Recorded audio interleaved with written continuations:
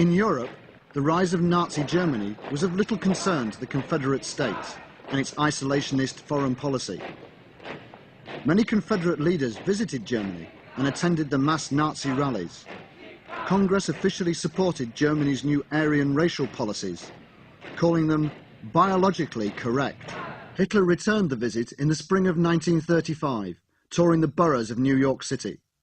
Although protested by Jewish Americans, the trip was a resounding success. In Washington, Hitler proposed that America join with him in a final solution to the problem of inferior races. Hitler's plan was to exterminate the Jews of Europe and create a pure Aryan continent. Secretary of State John Ambrose Fauntroy III responded by suggesting that Germany not exterminate Jewish citizens, but instead use them as a productive slave labour force. Taking Hitler on a tour of American slave labour plantations and factories, Fauntroy and Hitler discussed the possibilities.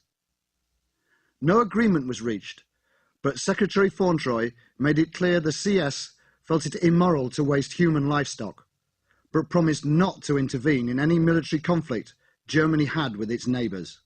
America did have a new enemy. Japan had become expansionist, assembling a large military force. For the CSA, they posed a threat to the entire Pacific region. The Confederate States would act. On the morning of December the 7th, 1941, America struck Japan in a devastating surprise attack.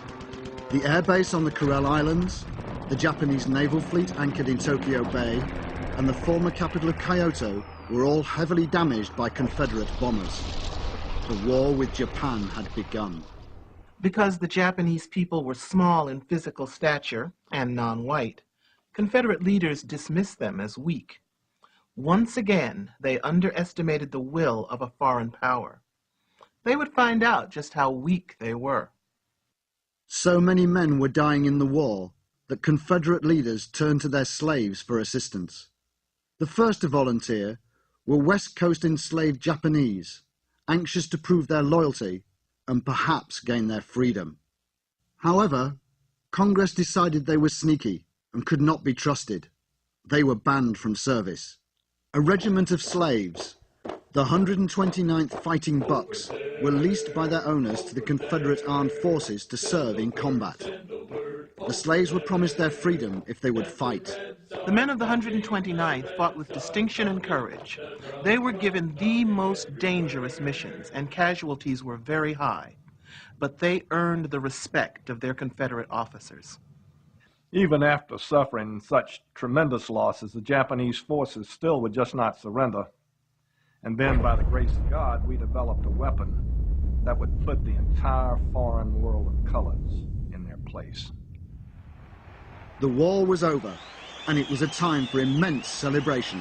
However, after the war, the 129th Fighting Bucks were returned to their masters for enslavement. No explanation was given.